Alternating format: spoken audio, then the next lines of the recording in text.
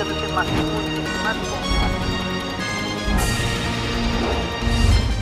Informe especial.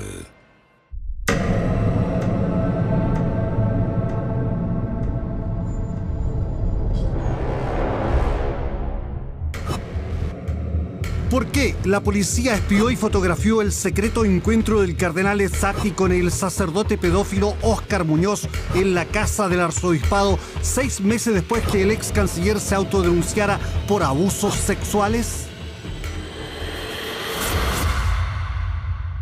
La saludan y la reciben entonces el canciller del arzobispado, el padre Óscar Muñoz, y el vicecanciller padre José Sáez. Óscar Muñoz Toledo era el canciller, suerte de gran notario de la Iglesia Católica en Santiago. Enfundado en su indumentaria ceremonial, oficiaba como anfitrión en la catedral, recibiendo a los presidentes de Chile cuando concurrían para celebrar las grandes efemérides patrióticas. Con más de 1,90 m de estatura, lucía imponente y debía inclinarse para cruzar palabras con los invitados. En su parroquia de Maipú era respetado y atraía a los jóvenes. El padre Óscar tenía una relación apegada con nosotros, era una relación de confianza, de nosotros poder contarle nuestras cosas, tirar la talla. Era como una relación bien cercana que se generaba con él. Nadie sospechaba que tenía una doble vida, suerte de Dr. Jekyll and Mr. Hyde sacerdotal. De día era un hombre piadoso que en su parroquia ejercía como amable pastor y severo guía espiritual. Antes de empezar mi relación con Francisco yo lo veía todo normal. O sea, veía como un cura buena onda, el cura que se quiere acercar, que nos quiere ayudar, nada más que eso. Muñoz, el mismo canciller que recibía denuncias de agresiones sexuales cometidas por otros sacerdotes o presenciaba como testigo interrogatorios canónicos de los acusados, como ocurrió en el caso del cura Tito Rivera, se transformaba de noche en un depredador sexual que asaltaba incluso a sus familiares menores de edad. En aquel momento yo tenía unos 13 o 14 años. Yo estaba de vacaciones en su casa. Fue allá por el 2000, y una noche estando ya acostados, él en su cama y yo en un colchón que él ponía al lado de su cama, yo estaba con dolor de estómago. Entonces yo le dije y él me comentó que me metiera a su cama, que él me iba a hacer un masaje y entonces comenzó a masajearme la guata. Como a los 5 minutos, él comenzó a tocarme los genitales por afuera del boxer. Posteriormente me metió la mano dentro del boxer y me preguntó si me podía masturbar. Yo le dije que no. Insistió en 2 ocasiones porque a pesar de que yo le decía que no lo hiciera, él lo seguía haciendo. Así que bajé de la cama y me fui a mi colchón. Sutilmente iba bajando la mano y después me tocó mis genitales por encima del pantalón y me dijo que yo estaba excitado y que quería ver. Ahí prendió la luz y me desabrochó el pantalón y me ve y me toca mi pene y yo quedé... No sabía qué hacer. Ahí me dice que me tape y que nos teníamos que ir a misa. ¿Se puede ser santo de día y pecador de noche? ¿Se puede orar y predicar contra la concupiscencia y las tentaciones de la carne débil y más tarde sucumbir a las inclinaciones más perversas? ¿Puede uno haber servido heroicamente la vicaría de la solidaridad, defendiendo los derechos humanos y arriesgando la vida por los perseguidos, y luego abusar sexualmente de jóvenes que lo ven como un ejemplo a seguir? Más de 100.000 niños en todo el mundo han sufrido abusos sexuales a manos de sacerdotes y obispos. Son más proclives a cometer abusos sexuales los curas conservadores y de tendencia política derechista como Karadima o John Reilly, o los curas progresistas de centro o de izquierda como Cristian Prech, Renato Poblete y Miguel Ortega. Es absolutamente transversal porque el gurú puede ser ultraconservador, puede ser totalmente no conservador ni progresista, equilibrado en el ámbito, digamos, político, por así decirlo, o súper progresista. Eugenio de la Fuente fue discípulo de Karadima y sabe lo que es vivir atrapado por un gurú seductor y corrupto. Yo fui víctima de eso, una vulneración por ignorancia o por ya razones que quizás pueden ser ya más pervertidas, digamos, que se empieza a vulnerar la vida de la persona en niveles más íntimos y se empieza a vulnerar la propia libertad de la persona. Si esto ocurrió con jóvenes instruidos como el seminarista de La Fuente, puede imaginarse lo que ha pasado con jóvenes modestos y con precaria formación a manos de curas inescrupulosos. Francisco Valenzuela, más conocido en San Felipe como el cura Pancho, era querido por los fieles que concurrían a la parroquia de San Antonio de Padua de Putaendo. Ayudaba a la gente y a quien se lo pidiera le prestaba su celular y conversaba con todos. Era un cura amistoso y cercano. Cuando lo detuvieron y lo llevaron esposado al Chucho, las vecinas, las parroquianas de Putaendo, no lo podían creer. Algunas esperaron para verlo por última vez y cuando el carro de gendarmería se lo llevó, fue despedido como un buen amigo al que se acompaña en su aflicción. En 2012, el cura Pancho fue condenado a 15 años de prisión por violar a una niña de 12 años. 10 años antes, había violado a otra niña que terminó abortando el fruto de esa violación, pero ese primer crimen le había resultado gratis. Tuve conciencia de que había sido también una violación. La víctima de ese delito, ¿qué edad tenía en esa época? Tengo entendido que tenía 13, 14 años, pero una cosa que hay que tener en cuenta que era una persona que físicamente en ese momento era bastante madura, era una persona ya más desarrollada, no se trataba de una niñita. Yo no vi nunca a la niñita. ¿Usted hizo alguna denuncia? No. Palabras del obispo de San Felipe que protegió a un cura violador de niñas. Porque, al parecer, hace 25 años esa era la costumbre en la iglesia. Estas son algunas de las historias de esta noche. Historias que hablan de abyectos pecados y de solapada podredumbre. Historias que están siendo investigadas por la justicia civil. Historias de delitos y abusos ocurridos en casas parroquiales, en retiros espirituales, algunos antes y otros después de una santa misa.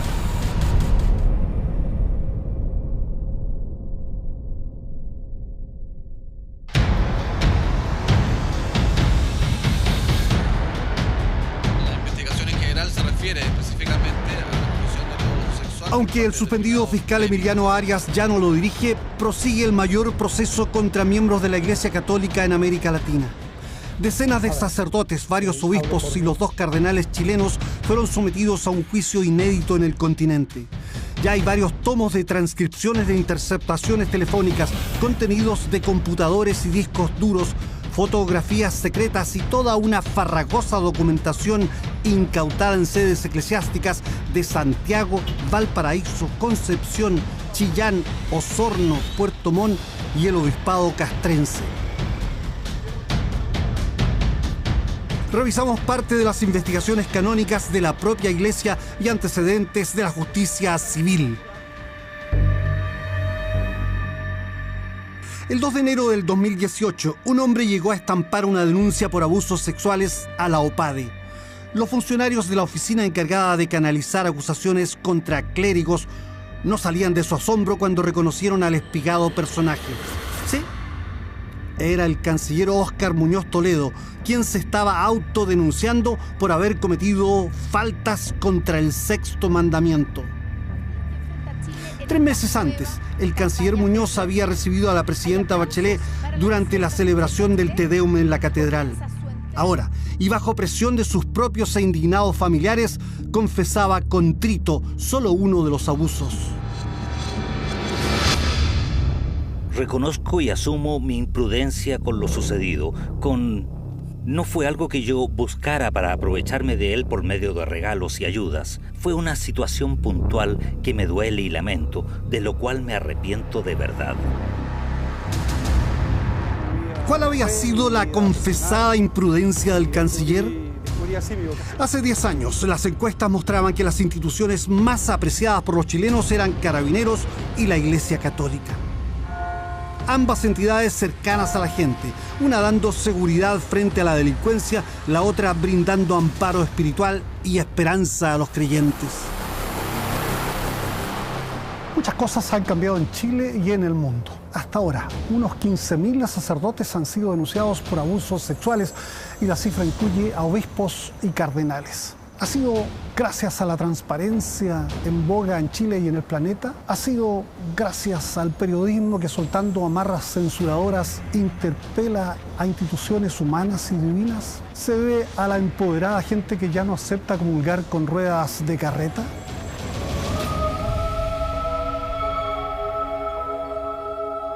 $20 años atrás, probablemente nadie se habría atrevido a encarar al canciller de la Iglesia Católica para enrostrarle abusos sexuales contra adolescentes. Pero el 28 de diciembre del 2017, 5 familiares del clérigo se juntaron con él para decirle en su cara que poco antes se habían enterado por sus hijos que el tío cura los había abusado. 4 jóvenes, sus propios sobrinos. Fue una conversación dura y un familiar estuvo a punto de golpearlo. Al día siguiente, Muñoz reveló al cardenal Ezzati lo sucedido y este le dijo que se asesorara con un especialista en derecho canónico. En la tarde, el canonista padre David Albornoz le sugirió autodenunciarse en la OPADE. Allí, reconoció Muñoz haber tenido en el año 2004 un juego sexual con un sobrino al que llamaremos Juan y quien le había dicho que tenía un dolor estomacal. Le dije que se pasara a mi cama y comencé a tocarle el estómago para ver dónde le dolía. Ahí me di cuenta que estaba excitado con una erección. A partir de ese momento comienza un juego sexual de tocaciones mutuas en la parte genital. No hubo besos hasta que yo eyaculé y mi sobrino al poco tiempo después. No hubo ningún juego sexual. Si después él eyaculó no lo sé, pero en lo que a mí respecta no tuve eyaculación. Junto con reconocer lo ocurrido, el canciller negó haber cometido imprudencias similares con otros sobrinos. 6 días después, Ezzati ordenó una investigación previa para establecer la verosimilitud de las acusaciones y el cese de Muñoz como canciller y como párroco de la Capilla Jesús de Nazaret. Iniciada la indagatoria, saltó una primera contradicción entre el sobrino abusado y el tío abusador. El joven dice que la agresión sexual se produjo en el año 2000 y el cura afirma que fue el 2004 cuando el joven tenía 17 años. Me parece evidente que le está poniendo una fecha en donde lo que ocurrió yo ya era mayor de edad, cosa que es falsa porque cuando yo iba a quedarme a su casa durante las vacaciones era menor de edad. Aparentemente comenzaba así una estrategia de defensa, pues las penas aumentan cuando la víctima es menor de edad. 20 días después, el eficiente juez instructor padre Jaime Lascano Piquer resolvió que las acusaciones contra Óscar Muñoz eran verosímiles. 5 meses después, la situación del canciller se agravó aún más cuando un joven al que llamaremos Patricio lo acusó también de abuso sexual siendo menor de edad. La reacción del cardenal Ezzati fue casi instantánea. Con dolor y horror, escribía Ezzati, se había recibido la nueva denuncia.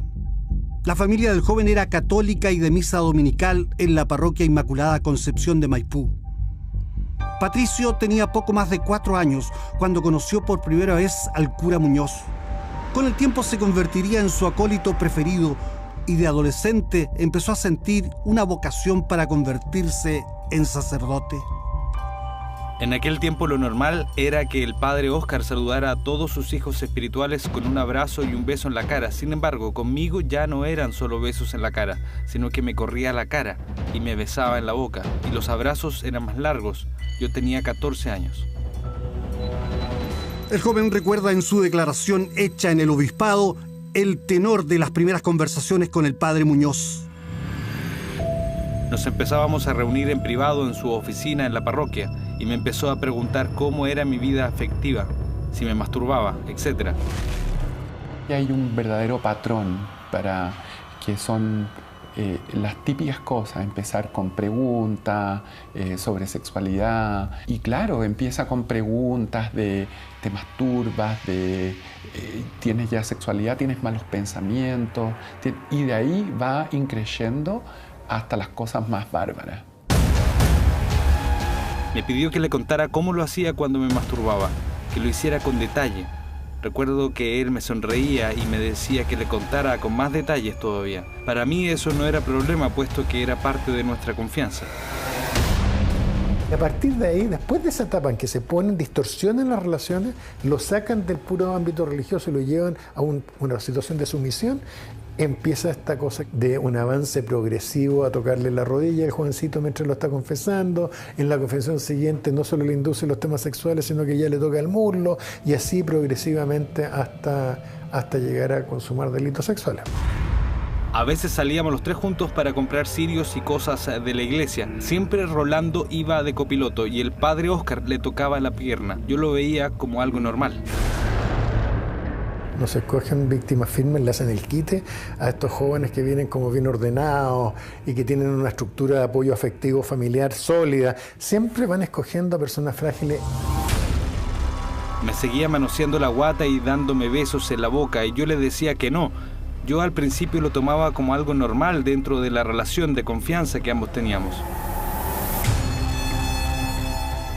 Y hay una frase que se repite, que es terrible. Esta frase de Renato Poblete, de Caradima, Precht también alguna vez la dijo, que se topan con esta persona frágil que les pide ayuda, y la respuesta de ellos: no te preocupes, yo voy a ser tu padre de ahora en adelante. El padre Óscar me seguía preguntando si estaba excitado y yo le decía que no. Entonces él me dijo que quería verificarlo, por lo que me desabrochó el pantalón y prendió la luz, y ahí me vio los genitales. Me tocó, me dijo que me tapara y listo. Luego de un rato nos fuimos a la misa. Pero los escarceos con jóvenes empezaron antes. En la parroquia Inmaculada Concepción de Maipú, el padre Muñoz evidenciaba su preferencia por acólitos varones, aunque también había chiquillas que amaban participar en la formación cristiana de niños menores. Ana Acevedo era una de las que veían en Muñoz un líder espiritual. Al principio mi relación fue súper cercana, entonces yo sentía aprecio por él. Sentí que como que siempre nos quería ayudar. El cura apoyaba económicamente a sus jóvenes discípulos, entre ellos a Francisco. La mamá de Francisco casi obligaba a Francisco a ir a la iglesia, a que se quedara con el padre, porque el padre lo invitaba a rezar las matutinas de los días sábados. Entonces Francisco se tenía que ir a quedar el día viernes. Y a Francisco no le gustaba. Y siempre se lo hizo saber: mamá, no me gusta, mamá, no quiero. Y ella: no, tú tienes que cumplir con el padre, tú tienes que ir a quedarte. Francisco declararía después a Carabineros lo que ocurrió cuando más confiaba en el sacerdote. Cuando tenía 17 años, el año 2009, el padre me invitó a la casa parroquial. Le dije a mi mamá y preparé mis cosas y me fui el día viernes. Era finalizando el invierno. En la casa estábamos los dos solos. Comimos, lavamos la loza, vi un rato la tele. Él se fue a colocar el pijama y yo también me puse el mío. Yo algo raro notaba. Ana era una joven con fuerte personalidad que comenzó a sospechar del trato del cura con los jóvenes. Cuando inició su pololeo con Francisco, aumentó la suspicacia y las constantes llamadas a confesión y las preguntas de contenido sexual terminaron por irritarla. Siempre indagaba muchísimo en mi relación con Francisco. ¿Cómo es tu relación con Francisco? ¿Qué hacen cuando están juntos? ¿Francisco se ha pasado contigo? Siempre como que yo interpretaba que quería poner mal a Francisco, porque él me decía: tienes que tener cuidado con Francisco, él no puede pasar barreras contigo, ustedes no pueden pecar. Y ahí yo ya sabía que algo raro había con Francisco. A mí Francisco ya me había contado muchas cosas anteriores. Entonces fue cuando dije: no, él tiene algo contigo, él tiene una fijación en ti. El religioso, que ya tenía más de 50 años, le advertía del posible pecado ajeno y no parecía reparar en los propios.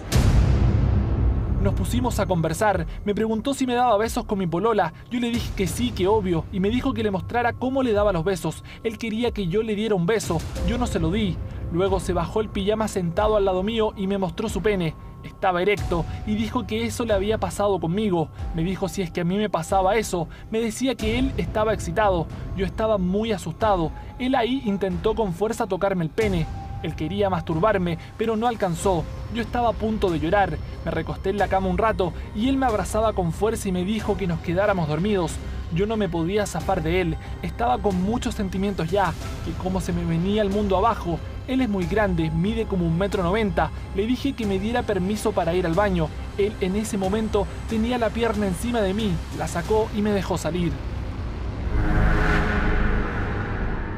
Francisco logró escapar, pero su situación era angustiante. El cura le pagaba el colegio y las atenciones médicas, incluso le compraba crema para afeitarse. En el muchacho se mezclaba el agradecimiento con el rechazo. Muñoz parecía obsesionado con el joven y mortificado por el pololeo de Ana y Francisco. Una de las últimas confesiones que yo tuve con él me preguntó súper directo si yo había perdido mi virginidad con Francisco. Respondí que sí y creo que pasaron unos días y fue cuando él me pidió dejar mi cargo. Esa vez que yo hablé con él, él llamó a la mamá de Francisco diciéndole lo que había pasado, que yo y él habíamos perdido la virginidad. La señora se enojó muchísimo. Yo sentí que me había humillado, porque primero me traicionó a mí. Contar un secreto de confesión, ellos no lo deben hacer jamás, porque es confesión, es algo secreto. Pero sentí que me había traicionado en la relación que teníamos. Heridos y abusados por su padre espiritual, más bien dado al placer carnal, Ana y Francisco terminaron alejándose de la iglesia y de ese guía que parecía tener un desdoblamiento existencial. Una vida que se desdobla, una psicopatía que empieza a generar una inconsciencia del sufrimiento que está provocando y que no le importa mucho su consecuencia vital, sino que en el fondo es una persona narcisa que vive para sí misma. En 2007, al cumplirse 30 años de la visita del Papa Juan Pablo II a Chile, el padre Óscar Muñoz fue entrevistado para un reportaje de 24 horas. Recordaba la pegajosa letra de la canción Mensajero de la Paz. En esta tierra que busca tu luz, te damos gracias, Señor. Durante la vibrante y accidentada visita papal, Óscar Muñoz, con 25 años, trabajaba en una sucursal bancaria de calle San Diego. Y desde ahí vio pasar a la caravana del pontífice. Fue una suerte de epifanía para él. Estaba roleando, pero Dios toca el corazón, Dios toca la vida de las personas, me tocó a mí, me sacó de este lugar para llevarme al seminario y después ser sacerdote al servicio de la iglesia. Estas palabras las dijo justo en un periodo que alternaba el oficio religioso con una desatada sexualidad homoerótica con jóvenes a su cuidado. A veces el padre Óscar me pedía que me fuera a quedar con él con la excusa de que era más cómodo para venirnos juntos en la mañana a la Cancillería. En febrero del 2017, el cura Muñoz, probablemente con su ego por todo lo alto después de haber aparecido en televisión, le pidió a su acólito predilecto que lo asistía en las vacaciones y al cual había usado sistemáticamente, aunque sin penetraciones anales. Le pidió algo especial, pues ese día, el 15 de febrero, estaba de cumpleaños. Me fui a su pieza y me dijo que me quería pedir un regalo de cumpleaños. Me dijo que me lo quería meter. Yo le dije que no quería.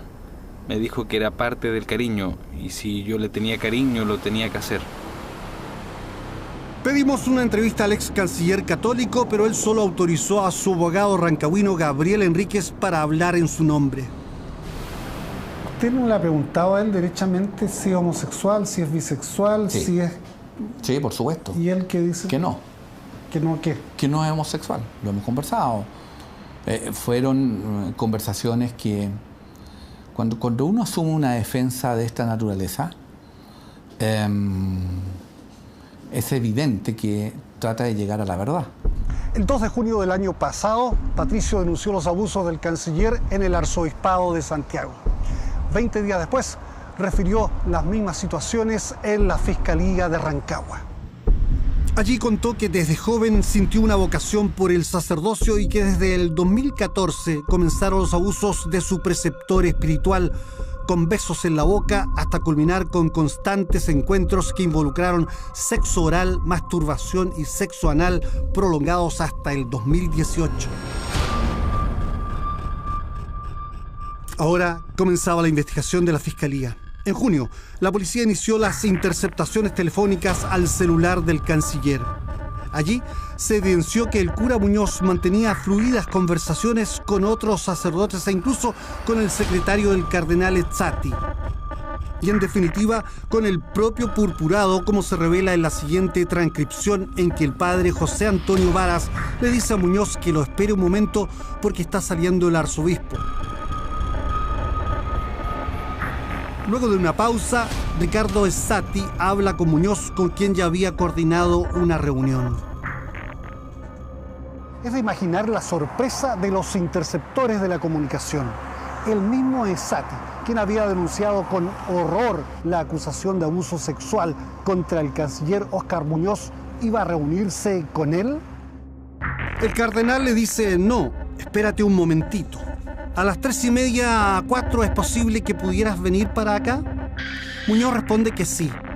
Finalmente queda el encuentro concertado en la casa cardenalicia a las 4 de la tarde. Es probable que en ese momento se acentuaran las sospechas de los investigadores en torno al cardenal Ezzati. Las limitaciones humanas que cada uno de nosotros tiene. Antes de las 4 de la tarde del lunes 9 de junio del año pasado, la policía se instaló con sus cámaras y teleobjetivos frente a la casa del cardenal, esperando la llegada del cura Muñoz. Los carabineros fotografiaron la casa ubicada junto a una parroquia en la calle Simón Bolívar e incluso utilizaron Google Earth para tener una vista aérea del lugar. A las 3:25 llegó el Suzuki de Rodrigo Muñoz Toledo, hermano del procesado ex canciller. 30 minutos después, y luego de reunirse con el cardenal Ezzati, Muñoz abandonó el lugar y, como en una película de espías, la policía registró fotográficamente a Muñoz entrando al auto y marchándose con su hermano. Pero no solo eso. Los policías también captan el momento en que Muñoz ingresa a su domicilio. Los oficiales de carabineros que efectuaron los procedimientos concluyeron que, en relación con el cúmulo de diligencias presentadas en el informe, es posible deducir el vínculo cercano existente entre el imputado Óscar Armando Muñoz Toledo con el cardenal de Santiago Ricardo Ezzati Andrello. Preguntó al abogado Gabriel Enríquez si tiene información respecto de reuniones de su defendido Óscar Muñoz con el cardenal Ezzati. Con fecha 28 de diciembre y con fecha 2 de enero tiene una conversación con el cardenal donde el cardenal le comunica que él queda separado de todas sus funciones eclesiásticas. ¿Y nunca más habló con el cardenal? Tengo entendido que no, hasta el día de hoy. Si usted me pregunta desde que yo lo conozco a él, mayo aproximadamente del año 2018, la respuesta es no. En esta mañana. Sin embargo, la policía tiene pruebas que demuestran que el cardenal efectivamente se juntó en su casa con Muñoz. ¿Por qué se habría reunido Ezzati con Muñoz cuando ya estaban avanzando sendos procesos contra Muñoz por abusos sexuales, tanto en la iglesia como en la justicia civil? El cardenal Ezzati no aceptó hablar sobre este tema. Se presume que los fiscales apuntaban a probar una suerte de protección o encubrimiento del cardenal a los delitos cometidos por el ex canciller Muñoz. Pero este no sería el único caso. Se le acusa también de encubrir a religiosos imputados por abusos sexuales. Adrián González, acusado de manoseos a un joven. Pablo Park, sacerdote coreano acusado de conducta impropia con niñas menores de edad. Cristian Prej, quien tiene 21 denuncias en su contra por abusos sexuales. Gabriel García, acusado por manoseos y sexo oral a un muchacho. También aparecen investigados los curas Juan Riveros, Augusto Rojas, Milán Tisma, Antonio Domínguez, Diego Osa, Patricio Astorquiza, Jorge Laplagne, el diácono Hugo Montes, Sor Josefina y Sor María Isabel. Los persecutores creen que Ezzati no ordenó o dilató investigaciones previas y en algunos casos trasladó a los acusados. El abuso más brutal parte a los 15 años, cuando yo en medio de una confesión, yo le cuento que yo era homosexual. Hans Kast, quien precedió a Óscar Muñoz como canciller en la catedral, recogió en marzo del 2010 una denuncia contra el sacerdote Jorge Laplaña. Le dice a mi mamá que necesita llevarme a la playa, que me invita a la playa. Me invita a dormir, a ver una película en su habitación. Yo me quedo dormido y despierto con él encima mío. Tenía 15 años cuando Javier declaró haber sido abusado sexualmente por Laplaña en un departamento de Isla Negra. Yo me giro, porque empiezo a sentir la incomodidad, me giro y al girarme me empiezo a introducir los dedos en el ano. Eso hace que me dé vuelta nuevamente, quede frente a él y él se empiece a restregar encima mío y darme besos forzados. Es mentira, cada relato que él ha dicho nosotros lo hemos contrarrestado con testigos, con personas que estuvieron en las situaciones y en los lugares que él dice. Así que también tenemos nuestra prueba de cargo para revertir esas afirmaciones de él. En el año 2010 y por instrucciones del cardenal Errázuriz, el promotor de justicia Raúl Asbun investigó la acusación, concluyendo 5 años después que no era verosímil. El caso de Laplaña es como caso símbolo de esta continuidad de ocultamiento de antecedentes dolosamente realizada por los dos cardenales. En junio del 2018, y considerando que en 8 años no pasó nada con su denuncia, Javier envió al obispo Chicluna un pormenorizado relato de lo que habría sufrido a manos de Laplaña. Yo denuncio nuevamente, apoyado por un sacerdote, que es Daniel Irarrázaval. Daniel me dio todas las herramientas y me dijo: esto hay que denunciarlo nuevamente, hay que ver qué pasó. Ante la nueva denuncia, el cardenal decretó la investigación previa y escribió el año pasado: ¿cuánto dolor acarrean estos hechos delictivos? Pero, ¿cómo? Si este hecho delictivo fue denunciado 8 años antes.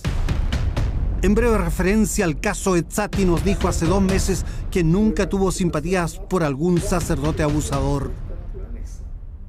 No, de ninguna manera. ¿Por Laplaña, por ejemplo, que estuvo varios años, nada? Nada, porque cuando yo llegué, digamos, lo de Laplaña estaba en investigación y lo llevamos adelante. Raúl Asbun y Ricardo Ezzati están acusados de encubrir por años los presuntos abusos del cura Laplaña. Dos cardenales que se pasan el bastón del arzobispado de Santiago hacen como si estuvieran investigando, y la verdad es que las investigaciones estaban guardadas en un closet y el único objetivo, curiosamente, que perseguían era disuadir a la gente que fuera a la justicia civil, a la justicia normal. Y en el caso de Laplaña es como grotesco en ese sentido.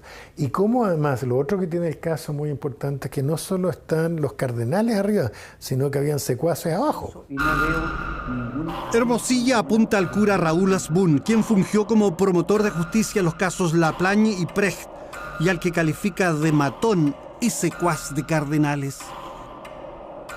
Habían personas que eran capaces de hacer y presentarse como investigadores, promotores de justicia se llaman, o investigadores eclesiásticos. No voy a decir nada, porque... Llamamos al sacerdote Raúl Asbun, quien nos dijo que por ahora no haría comentarios respecto de las denuncias en su contra. Más adelante, veremos cómo se acusa también a Ezzati y Asbun de encubrir a quien fuera una de las figuras más potentes del catolicismo en la defensa de los derechos humanos.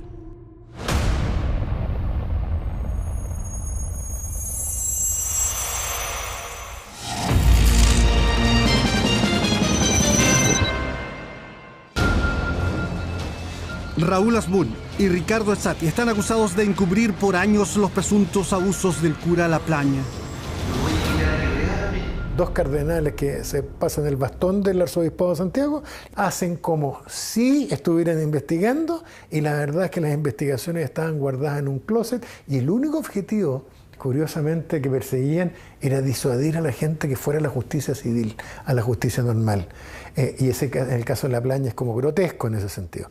Y como además, lo otro que tiene el caso muy importante es que no solo están los cardenales arriba, sino que habían secuaces abajo. Hermosilla apunta al cura Raúl Asbun, quien fungió como promotor de justicia en los casos La Plaña y Precht, y al que califica de matón y secuaz de cardenales. Habían personas que eran capaces de hacer y presentarse como investigadores, promotores de justicia, se llaman, o investigadores eclesiásticos. No voy a decir nada, porque... Llamamos al sacerdote Raúl Asbun, quien nos dijo que por ahora no haría comentarios respecto de las denuncias en su contra.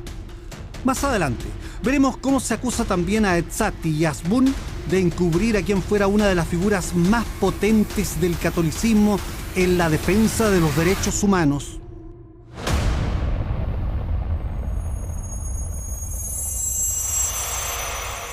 ¿Pudieron siempre consumar su sexualidad predatoria los curas denunciados? No siempre. Un joven venezolano al que llamaremos Alberto enfrentó la táctica de seducción y regalos del canciller Óscar Muñoz. Dijo a la policía que el 6 de diciembre del 2017 el cura le regaló un polerón e intentó él mismo ponérselo. El acólito se opuso diciendo que él se lo probaría. Estaba en eso cuando Muñoz se acercó para tocarle los genitales. Le corrí la mano ofuscado, me sentí pasado a llevar. Nadie me había hecho eso antes y sabía que no estaba bien, así que lo insulté y dentro de todo recuerdo que le dije: no tienes por qué estar haciendo eso, eres un sacerdote, eres canciller en el arzobispado, sabes que no se hacen esas cosas ya que van contra Dios, nunca más volvería a contar conmigo para cualquier cosa. El cura estaba paralizado al escuchar el duro sermón de un indignado chico de 14 años. Alberto tomó sus cosas, se marchó y solo retornó cuando estalló el escándalo y Muñoz fue alejado del arzobispado. Parece increíble, pero en febrero del 2018, ya autodenunciado y suspendido del sacerdocio, Muñoz siguió abusando de su acólito Patricio cuando la familia de este, compadecido de la situación del cura, lo invitó a pasar unos días en el sur. No hubo penetración ni sexo oral, solo hubo masturbación. Esto sucedió 3 de los 5 días que estuvo con nosotros.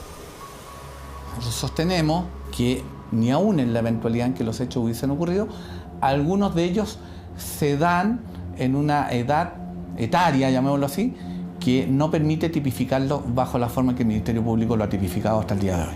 La defensa niega violaciones y repara que en algunos casos hubo consentimiento de las víctimas, pero acepta al menos que hubo corrupción moral y dominio de conciencia en que los abusos eran presentados como el cura no como algo malo, pecaminoso o delictivo, sino como expresiones normales de confianza y cariño. Los hechos no habrían ocurrido bajo esa forma, no habrían ocurrido, y de haber ocurrido no estarían enmarcados dentro de figuras delictivas. ¿No se acuerda con esta acusación? Violador, eres un violador de mierda, eso eres. Muñoz permanece bajo arresto domiciliario nocturno mientras se prepara su juicio oral en Santiago. Si las agresiones sexuales se hubieran cometido hace 25 años, Muñoz no estaría bajo arresto. Por entonces, muchos de estos hechos se tapaban y los obispos parecían más preocupados de cuidar la imagen de la iglesia y al sacerdote que de las víctimas de los abusos. Eso ocurrió, por ejemplo, con el cura de Putaendo, Francisco Valenzuela, otro sacerdote simpático con una poderosa oratoria y encantadoras prédicas. Tenía, como se dice, el don de la palabra, entonces cautivó mucho a la gente, fue creando cosas, renovó lo que era la iglesia que estaba muy antigua acá, y obviamente se ganó el cariño de todos los fieles de la comuna. Por mí que ojalá él volviera acá mismo, porque se le extraña y se echa menos, porque fue muy bueno. El cura y capellán escolar Pancho hacía clases en los colegios religiosos de la zona y preparaba niñas para la primera comunión. Era un cura cercano a la gente, qué duda cabe, quizás demasiado cercano. En el año 2010 fue denunciado a la justicia civil por haber violado a una niña de 12 años. alumna de un colegio de iglesia. Su familia permitió a la niña, que llamaremos Julieta, acolitar en la parroquia, pero desde que tenía 10 años la muchacha fue objeto de manoseos por parte del cura Pancho. El acusado la llamó hacia la oficina parroquial y una vez en su interior comenzó a tocar su vagina y pechos por debajo de la ropa. Luego se bajó los pantalones y ropa interior, tomó una de las manos de la menor y eyaculó sobre esta extremidad. La irrefrenable lascivia del cura Pancho culminó con una primera violación y así se establecen los fundamentos de la sentencia del 2013. Mes de octubre, cuando la menor tenía 12 años de edad, en un día no determinado, la menor ingresó a la casa parroquial. El acusado la trasladó a su dormitorio, cerró la puerta y comenzó a tocarle su vagina, pechos, ano y piernas. Le levantó el jumper que vestía y la lanzó a la cama, procediendo el acusado a bajarse los pantalones y a subirse sobre ella, logrando accederla carnalmente por la vía vaginal durante algunos minutos. Abusos y violaciones se repitieron hasta que la niña narró lo que pasaba a un seminarista, quien a su vez lo informó al obispo de la época. Se determinó que en ese año del 2007 solo menores de 12 años podrían acolitar. En fin, nada que impidiera la persistencia abusadora. No hubo investigación canónica previa y el cura Pancho siguió asediando a la niña en su colegio y volvió a utilizar su autoridad para abusar. Luego de continuos acosos, Julieta lo amenazó con contar todo a su madre. El cura Pancho le habría dicho que no podía hablar con nadie. Finalmente la familia denunció al cura en la fiscalía por violación. El escándalo revolucionó a Putaendo. Curiosamente, mucha gente del pueblo se puso al lado del curita. En cualquier empresa, en cualquier institución ocurren casos similares, pero por ser la Iglesia Católica, normalmente y permanentemente es atacada por cosas, por cualquier cosa. Hubo incluso mujeres que en la calle maltrataron a la niña denunciante tratándola de prostituta. Se trató de decir que la chica lo provocó, que era una cualquiera, con términos irrepetibles. La familia, esta chica era insultada cuando la familia llegaba, la trataban de pésima manera. Ella, la verdad que era una menor de edad. Y las personas no lograban entender que estábamos en presencia de un delito. Pero en el curso de la investigación penal afloraron otros hechos que fueron definiendo aún más la personalidad predatoria del cura Pancho. Encontramos personas que estuvieron dispuestas a declarar y que fueron a declarar al juicio, quienes dieron cuenta de que hace 20 años ese sacerdote había abusado, para ser concreto, había violado a una persona, esta persona había quedado embarazada, se había hecho un aborto, y en esa oportunidad ese sacerdote había sido trasladado a una comuna del sur del país. Efectivamente, el mismo y simpático cura Pancho violó en 1989 a una niña llamada Paula, también de 12 años. La denuncia llegó a la iglesia y el obispo de San Felipe en ese entonces, Manuel Camilo Vial, actuando probablemente como lo habían hecho siempre los dignatarios eclesiásticos en estos casos, decidió trasladar a Talca al cura Pancho. Vial fue llamado a declarar en el 2012 para referirse a lo ocurrido 20 años antes. Cuando se le pregunta a Monseñor, al obispo Vial en esa oportunidad, si estos hechos que esta víctima de hace 20 años relataba habían ocurrido, él los reconoce. Siempre estos temas en el año 90 se veían con mucho recato, entonces bueno, después yo pude tener conciencia de lo que había sido y tuve conciencia de que había sido también una violación. La víctima de ese delito, ¿qué edad tenía en esa época? Tengo entendido que tenía 13, 14 años, pero una cosa que hay que tener en cuenta que era una persona que físicamente en ese momento era bastante madura, era una persona ya más desarrollada, no se trataba de una niñita. La niña quedó embarazada y después se le practicó un aborto. El obispo Vial fue preguntado en el juicio por qué, sabiendo que había sido una violación y no habiendo secreto de confesión de por medio, no había denunciado el delito a la justicia. En esa época no había claridad. Son los padres los que, me parece, tenían la responsabilidad de denunciarlo a la justicia. No tenía conocimiento que yo tenía que hacer. ¿Se abrió un proceso eclesiástico en contra de don Francisco Valenzuela? No. El obispo de San Felipe señaló entonces que el propio cura Pancho le confirmó que había violado a la menor de 12 años. Me reconoció el hecho, pero no recuerdo todos los detalles. El obispo Vial contó que las hermanas del colegio religioso donde estudiaba la niña le habían brindado apoyo espiritual a ella y a la familia. Ni el obispo ni otro sacerdote hablaron jamás con la víctima. Me pregunto qué habría hecho Jesucristo en este caso. Me pregunto también qué pasó con el cura violador. El obispo dijo que le habían dado apoyo espiritual y psicológico al sacerdote. Después del tratamiento que le dimos al asunto, consideramos que era más conveniente trasladarlo del lugar a un lugar diferente donde él pudiera recuperarse, donde él pudiera retomar la fuerza de su sacerdocio y ejercerla con libertad. Y por eso acordamos, hay que tener en cuenta que en los años 90 acordamos esa medida. Y él estuvo en Talca unos años. El pedófilo y violador compulsivo debía recuperarse. Curiosamente, hubo más preocupación por el victimario que por la víctima. Informe especial. Pidió una entrevista con el obispo Manuel Camilo Vial, pero el prelado rehusó hablar del asunto.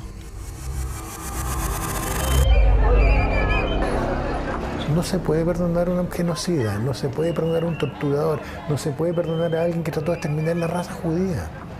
A esas personas hay que juzgarle y condenarle las penas más severas.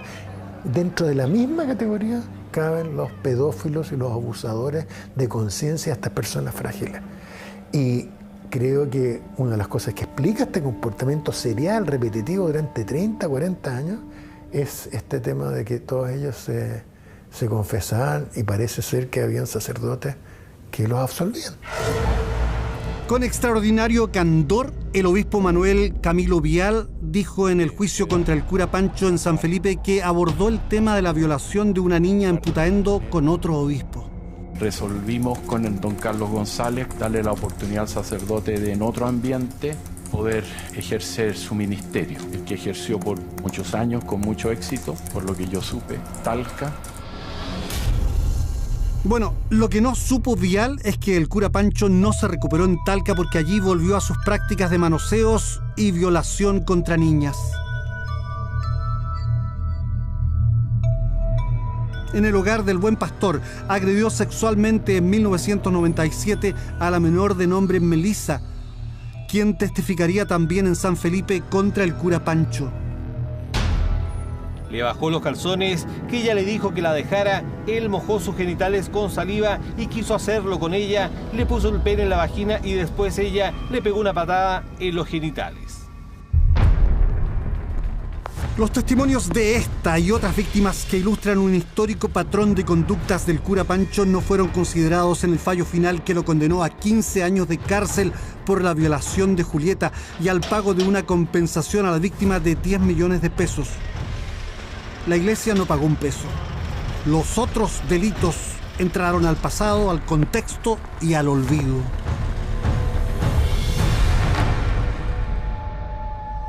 Visitar a la familia de una persona que está secuestrada, visitar a una familia que está sufriendo mucho. Pero hay casos que resisten el olvido e interpelan hondamente la conciencia y el corazón de los chilenos. Este hombre era uno de los símbolos de la defensa de los derechos humanos. Un Juan sin miedo frente a la dictadura. Un sacerdote joven que parecía encarnar a la iglesia de los perseguidos, los torturados y los de abajo. La iglesia de los crucificados. Era una admiración porque era un personaje muy importante, digamos, que marcaba presencia, que tenía un discurso muy pro y que lo admirábamos. Para los jóvenes, Precht era un ejemplo de vida. Para la gente que era de oposición al régimen era una especie de baluarte en cuanto a lo que él representaba, ya que era donde la gente era buscada en ese momento, se refugiaba, ya sea para salir fuera del país o para que le dieran protección.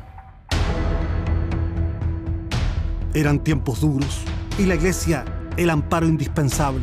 A un lado de la catedral, la Vicaría de la Solidaridad, creada por el cardenal Raúl Silva Enríquez, acogía el clamor de los sin voz, refugio cristiano incluso para quienes no eran cristianos. Él era como un ícono para mí. Lo que él representaba era muy potente en el contexto del país de esa época.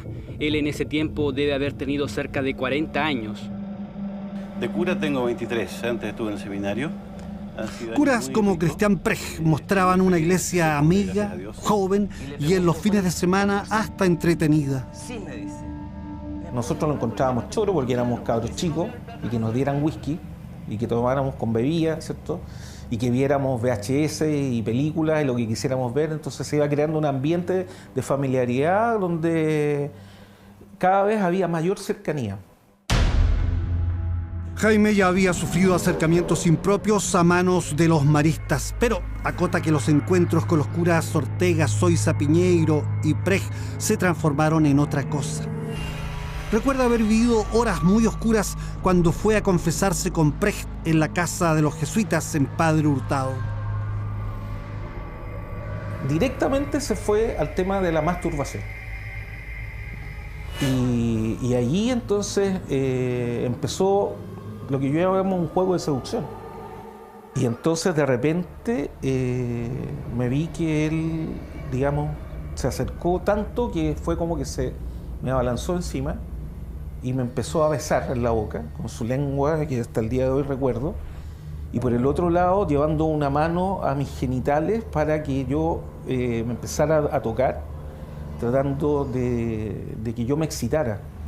Lo que surgió fue el terror.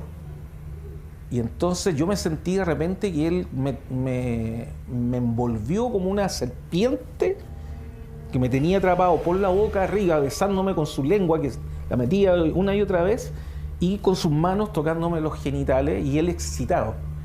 Y entonces fue, en un momento yo tuve que tratar, o sea, yo me desesperé, o sea, estaba desesperado, y me paré del asiento, y él como que reaccionó: hermanito, es puro cariño, esto es puro cariño.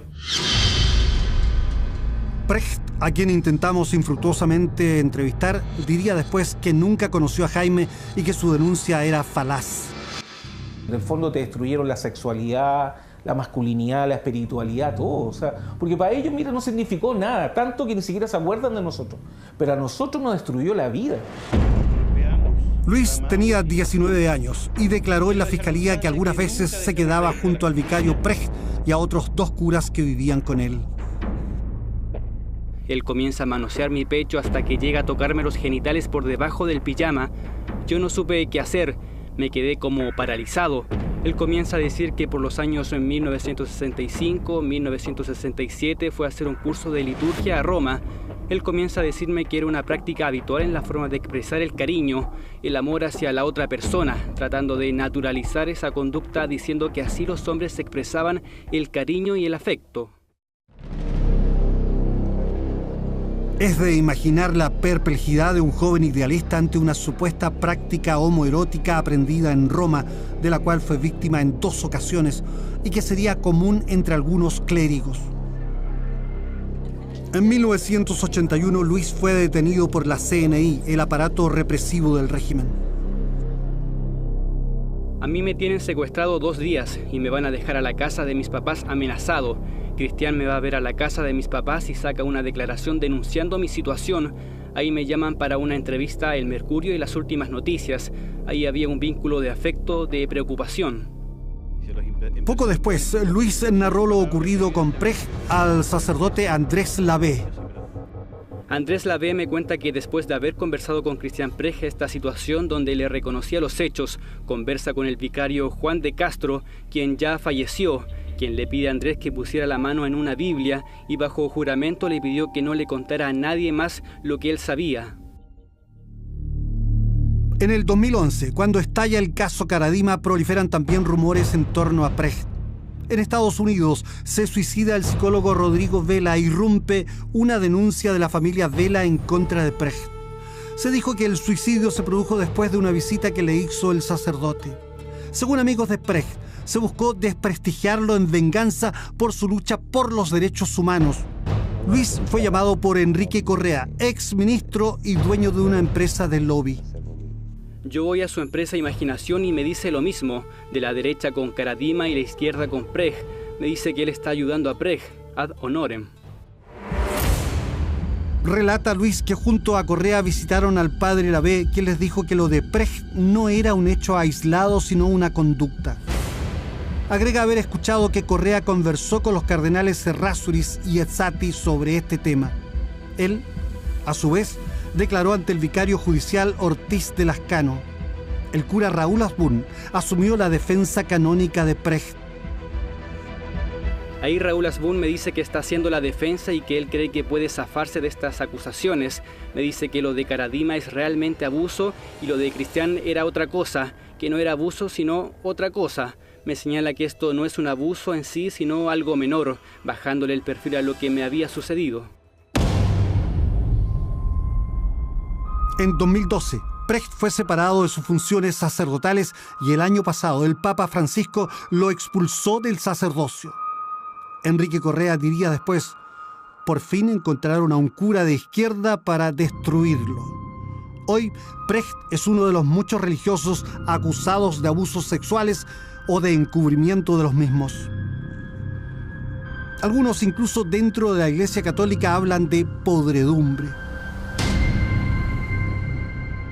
Creo que hay mucho que purificar, hay mucho que limpiar. Creo que la pega es titánica y creo que son muchos años, porque en el fondo hay que generar un cambio de criterio. Había un criterio que puede ser llamado en un momento proteger la fe de la gente, cuidar la fama de la institución, que había gente que estaba convencida que eso era lo esencial y en base a esos dos criterios se guardaban las cosas y no se decían. Y esa mentalidad tiene que ir cambiando y tiene que ir cambiando de abajo hacia arriba a la medida que vayan creciendo y siendo formados nuevos sacerdotes. Por tanto, yo calculo que estos mínimo 3 generaciones.